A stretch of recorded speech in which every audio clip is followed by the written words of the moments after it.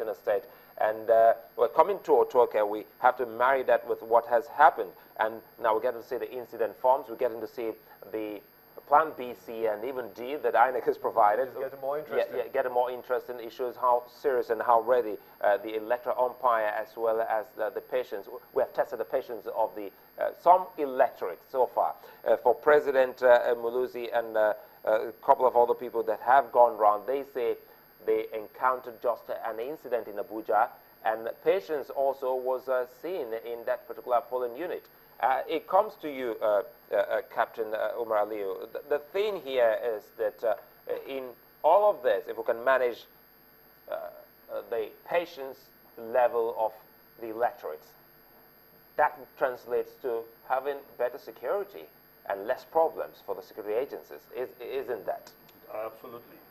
Absolutely. The behavioral direction our electoral stake. I mean, sorry, look at this is what we called for earlier on, and you see General Buhari there. When he approached, we have observers, we have journalists all ready, observing, and Lucky came on. Before that, we were looking at the record time with which he handed over his permanent voter card to the electoral officer there, and the time with which it was he was through with the presidential candidate of the APC. We hope that, as I did earlier point out, we still have not reached out to some of our correspondents in Nigeria's southwest region. Basically, we've spoken with Emmanuel Ray from Nigeria's south region. Chukuma has been there as well. Two of our correspondents from Nigeria's south region. Southeast, Precious, Treasure has been speaking with us from Abia State. And of course, Idris Jibrin spoke with us from Kano, as well as our correspondents from Nasarawa. We do hope that pretty soon we'll be looking at the southwest. Yes, to know the feel, what it is like. But for the eye reporter, they have been sending messages backed with pictures, which you'll be seeing pretty much later. And for Lagos specifically, they say in most of the units, well, INEC officials have arrived. And if you look at the time now, it's gone just past 11 o'clock. And this process, GT did say it just might be extended a little bit because more. It's supposed to end at exactly 1 o'clock, and actual voting will start from 1:30. Back to you, Captain Umar. We're looking at how much of success this can translate for the security operatives today. Yes, indeed. The way we go about it, particularly the behavior and the temperaments of the voters, will either put pressure or take pressure off the security agencies. But then the behavior of the voters too can be fed from responses, reactions, statements made by people. If we look at what happened in Otoke, I want to believe that incident is somewhat isolated.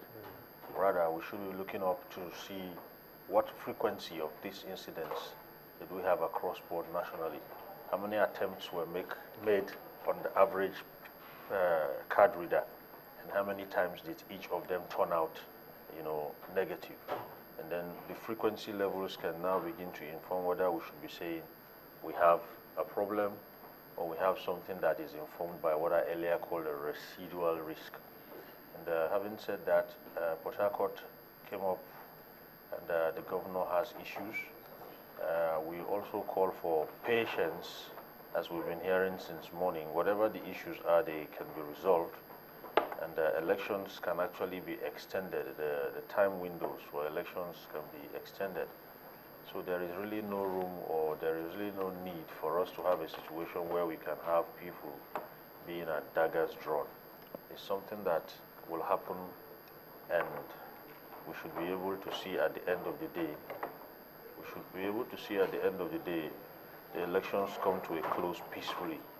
Because it has to be peaceful first before it can be free and fair.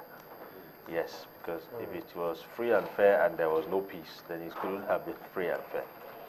So we are in order. Peace and patience are key to this day and what we are doing today. Let me still stay with you on this, the north central region, where we have Benue, Kwara, Nasarawa State, Kogi, Plateau, and Niger states. These are the states that we have. There are quite a number of voters that will be taking part in this process today. We've not really heard about too much, of course, from what is coming out from that axis. But we know that Jos, for example, has been volatile. Nasarawa State, which was carved out of Jos, when it was a state as one together before, yes. And now we still see just pockets of violence here and there. We hope that this doesn't happen. What are your thoughts?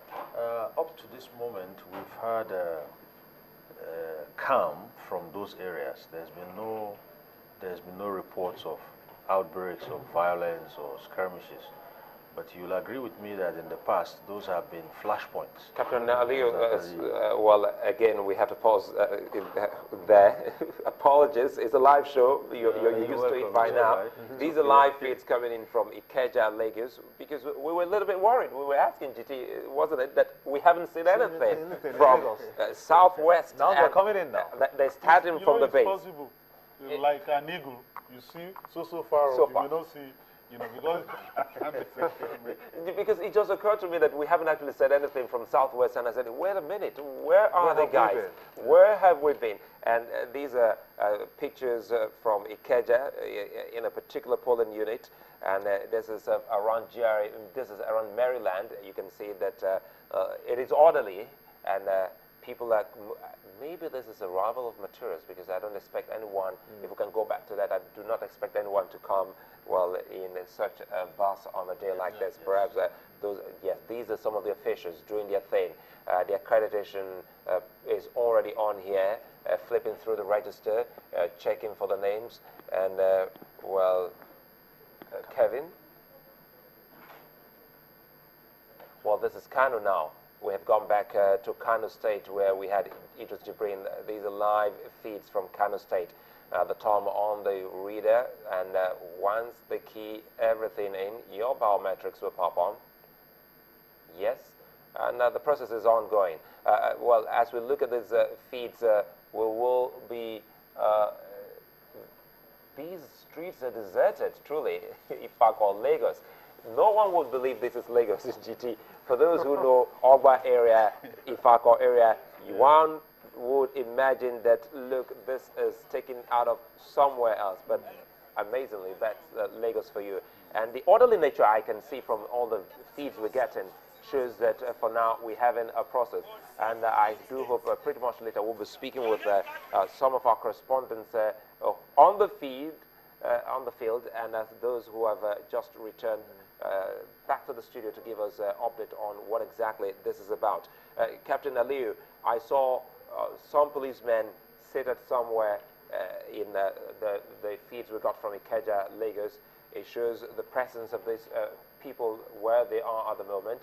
It shows the form of, how do I put it now? Look at the serenity you can get from Ifako, Lagos here. And I'm hoping that when we'll get to highlight all of this, we'll get to talk about it. A little bit of statistics concerning Lagos for this election that I'd love to share with you very quickly as we go. Don't forget that Lagos State has a number of voters, 5.8 million. Yes, just a little bit below 6 million number of voters. And of course, the feed you get in the feed now is coming from Ekiti State, southwest of Nigeria.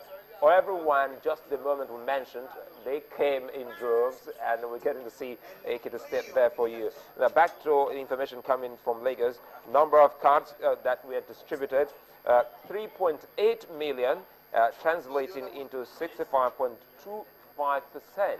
And that's another fantastic one. Well, for Ekiti State, you are watching already. This is the information. Number of voters, 732,000.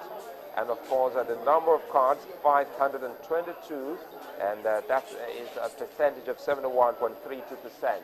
And for our political correspondent, he's been on the field. He's back in the studio. And how are you, Shehu Okimbalo? This is your moment, especially this your turf. You've been following this particular election leading up to this particular day. And for you, what would you say is the defining moment as we are already witnessing now? Thank you, Suleiman. Lagos streets are deserted. I must tell you, this is perhaps the first time I'll see you can move from a place like our office here in Lagos, and you move to... Gigi was going to say something on that. And hit the third mainland bridge in just under in just 5 minutes. 5 minutes, and it's amazing. What would have taken you at least an hour hour? drive, you know, you can imagine coming from Maryland